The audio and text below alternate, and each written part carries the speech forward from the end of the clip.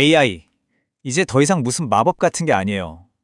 우리 손으로 직접 만들 수 있는 기술이 됐죠?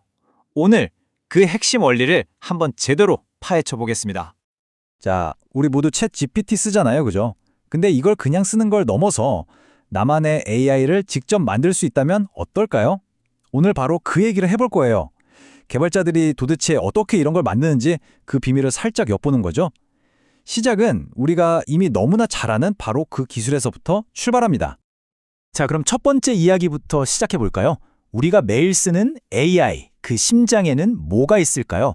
바로 대규모 언어 모델, 줄여서 LLM이라고 부르는 건데요. 이게 도대체 뭔지 여기서부터 이야기를 풀어가 보겠습니다. 근데 이 언어 모델이라는 게 다 똑같은 게 아니에요. 크게 두 종류가 있다고 생각하시면 편해요. 한쪽은 뭐랄까 도서관의 사서 같은 친구예요. 벌트 같은 모델인데 얘는 주어진 글의 의미를 깊이 있게 이해하고 분류하는 데 선수죠. 반면에 다른 한쪽은 아주 창의적인 이야기꾼, 바로 GPT 같은 모델이에요. 얘는 새로운 글을 막 만들어내는, 창작하는 데 특화되어 있는 거죠. 대규모 언어 모델, 여기서 대규모라는 말이 그냥 붙은 게 아니에요. 사실 이게 바로 모든 것의 핵심, 비밀병기라고 할 수 있습니다.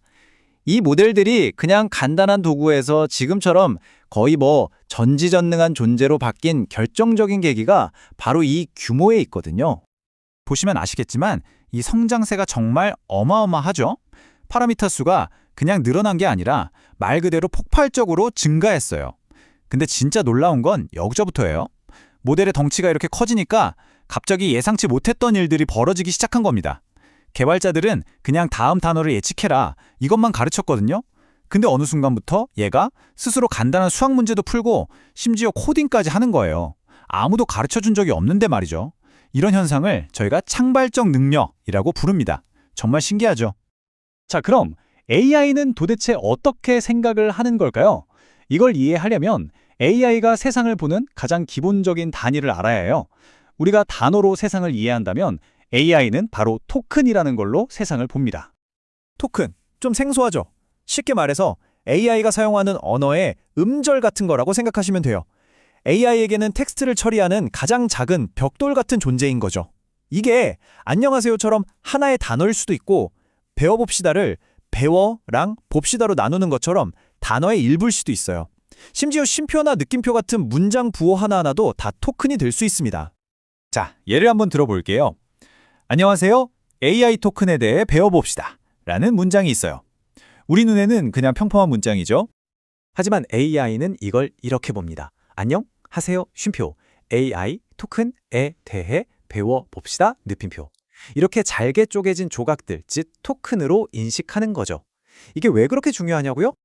바로 이 토큰이 모든 것의 기준이 되기 때문이에요. 우리가 AI 서비스를 이용할 때 내는 비용, 토큰 단위로 계산됩니다. AI가 대답을 내놓는 속도, 토큰이 많을수록 느려지죠. 또 AI가 한 번에 기억하고 처리할 수 있는 정보의 양, 이걸 컨텍스트 창이라고 하는데 이것도 토큰 개수로 제한돼요. 그러니까 AI를 개발한다는 건 결국 이 토큰을 얼마나 효율적으로 잘 다루느냐의 싸움이라고 할 수 있는 겁니다. 자, 이제 AI가 쓰는 언어, 토큰에 대해서 알았어요.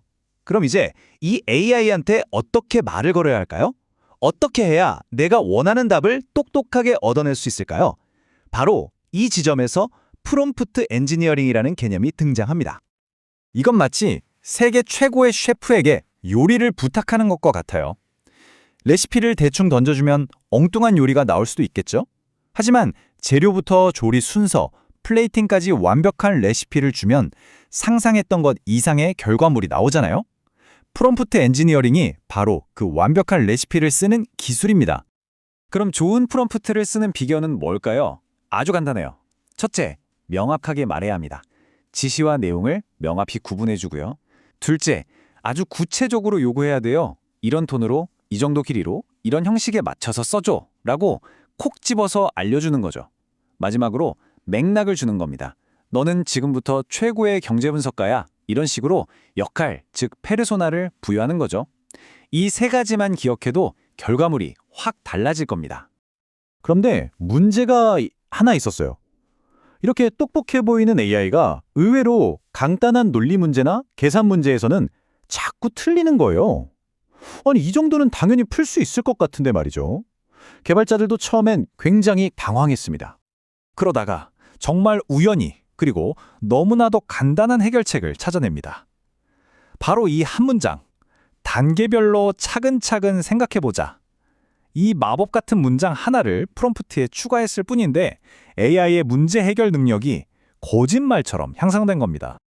이게 바로 그 유명한 연쇄적 사고, 체인 오브 థ 기법입니다. 이게 왜 효과가 있을까요? AI에게 정답만 내놔라고 바그치는 대신 자, 서두르지 말고 생각의 과정을 전부 보여줘 라고 유도하는 거예요. 마치 우리가 어려운 수학 문제를 풀 때 머릿속으로만 암산하지 않고 종이에 풀이 과정을 하나하나 적어보는 것과 똑같죠. 이렇게 과정을 거치게 하니까 훨씬 더 정확한 결론에 도달할 수 있게 된 겁니다. 정말 발상의 전환이죠? 자, 좋아요. 이제 우리는 AI와 대화하는 법도 알았고 심지어 AI가 깊이 생각하게 만드는 법도 배웠습니다. 하지만 이걸로 충분할까요? 사실 AI에게는 아직 치명적인 한계들이 남아 있습니다. 하지만 걱정 마세요. 지금부터는 이 한계를 극복해서 우리 AI에게 진짜 초능력을 달아주는 방법을 알려드릴 겁니다. AI의 가장 큰 문제점 3가지. 첫째, 지식 단절. 훈련이 끝난 시점 이후에 최신 정보는 전혀 몰라요. 둘째, 환각 현상, 즉 할루시네이션. 너무나도 그럴듯하게 거짓말을 만들어낼 때가 있다는 거죠. 그리고 마지막으로 우리 회사 내부 자료나 제 개인 파일 같은 비공개 데이터는 당연히 알 턱이 없습니다. 그럼 이 문제들을 어떻게 해결할까요? 여기서 RAG, 우리말로는 검색 증강 생성이라는 아주 기가 막힌 기술이 등장합니다. 이건 비유하자면 AI한테 오픈북 테스트를 보게 하는 것과 같아요. 외워서 시험 보게 하는 게 아니라 책을 마음껏 찾아보면서 답을 찾게 하는 거죠. 자, 이게 어떻게 작동하는지 한번 볼까요? 예를 들어 제가 우리 회사 휴가 정책이 뭐지? 라고 물어보면요. RAG 시스템은 먼저 AI의 기억에 묻는 게 아니에요. 대신 우리 회사 내부 문서 데이터베이스를 샅샅이 뒤져서 휴가 정책과 관련된 가장 정확한 문서를 찾아냅니다. 그리고 그 문서 내용과 제 질문을 합쳐서 AI에게 던져주는 거죠. 이 문서를 참고해서 휴가 정책에 대해 답해줘 라고요. 그러면 AI는 자기가 뭘 알고 있는지와 상관없이 오직 방금 받은 그 최신 문서에 기반해서만 정확한 답변을 생성하게 됩니다. 환각도 맞고 최신 정보도 반영하고 개인 데이터까지 활용할 수 있게 되는 거죠. 정말 천재적인 아이디어 아닌가요? 자, 그럼 이제 거의 다 왔습니다. 지금까지 우리가 살펴본 이 모든 개념들을 하나로 모아볼까요? 이게 바로 오늘 여러분이 손에 넣게 될 AI 빌더를 위한 필수 툴킷입니다. 정리해볼게요. 첫째, 내 작업에 맞는 모델을 고르는 법을 배웠고요. 둘째, 비용과 성능의 핵심인 토큰을 어떻게 관리해야 하는지 알게 됐습니다. 셋째, AI를 내 뜻대로 움직이게 하는 프롬프트 기술을 익혔고요. 마지막으로 AI의 한계를 뛰어넘게 해주는 데이터 연결 방법, 바로 RAG까지 마스터했습니다. 이 4가지만 있으면 되는 겁니다. 이제 여러분은 더 이상 AI를 그냥 사용하는 사람에 머무르지 않게 됐습니다. AI로 무언가를 만들어낼 수 있는 빌더의 관점을 갖게 된 거죠. 자, 이 강력한 도구들이 여러분 손에 쥐어졌습니다. 가장 먼저 어떤 문제를 해결하고 싶으신가요?